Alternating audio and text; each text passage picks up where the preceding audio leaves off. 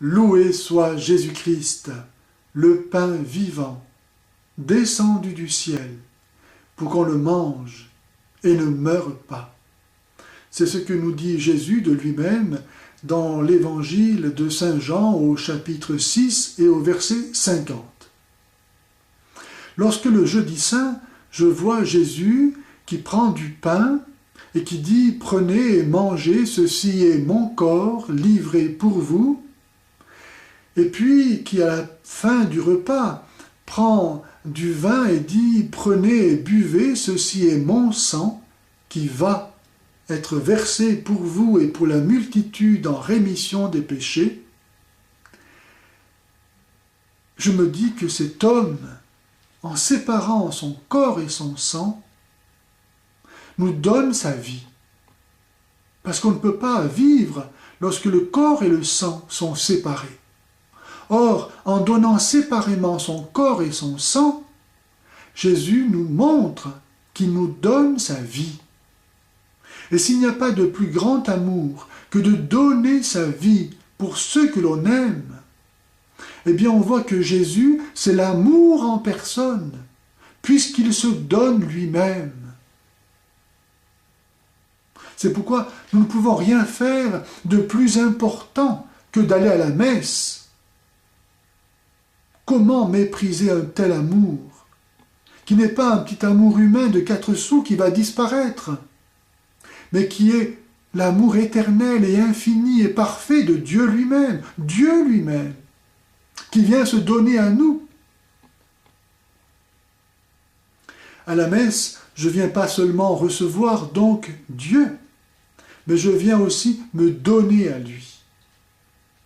Et lorsque certaines personnes disent « Oh, mais la messe, c'est toujours pareil, je sais comment c'est, je suis déjà allé »,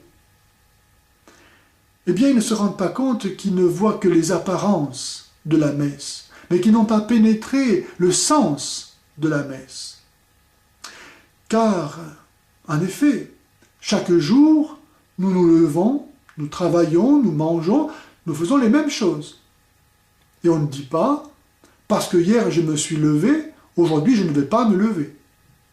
Pourquoi est-ce que Dieu nous donne de faire chaque jour les mêmes choses? Eh bien, pour que nous les fassions un peu mieux que la veille, et qu'ainsi nous grandissions de jour en jour dans la perfection.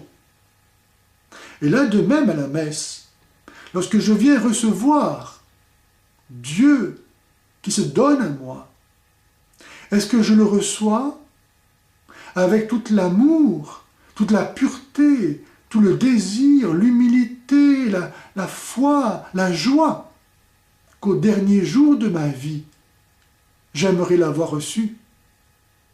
Et est-ce que je me suis donné à lui lorsque je quitte la messe avec toute la foi, toute la ferveur, la générosité, la plénitude, la perfection, qu'au dernier jour de ma vie, j'aimerais l'avoir fait?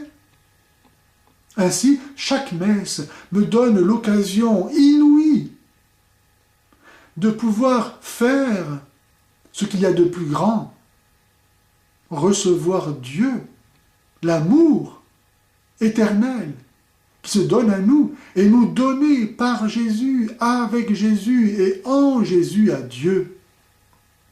Qui peut dire, après la messe, qu'il a fait cela à la perfection?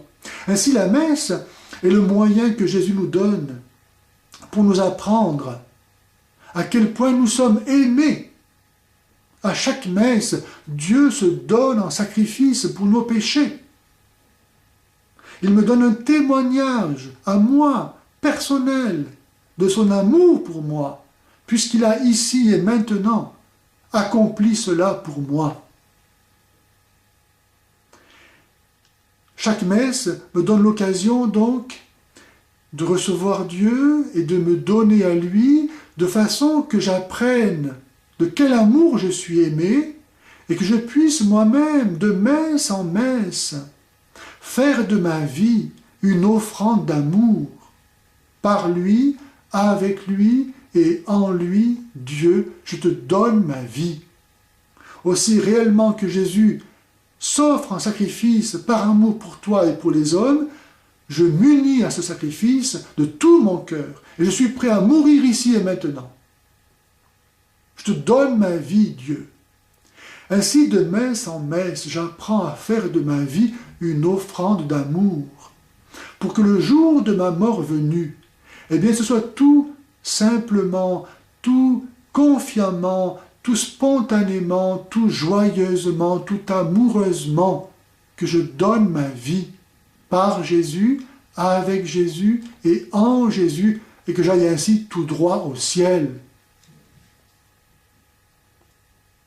Voilà pourquoi il n'y a rien de plus important que de participer à la messe, et que c'est le désir, comme le dit le Concile de Trente, du Christ Jésus et de l'Église, de voir chaque jour, chaque fidèle s'approcher de la Sainte Table, mais au moins le dimanche,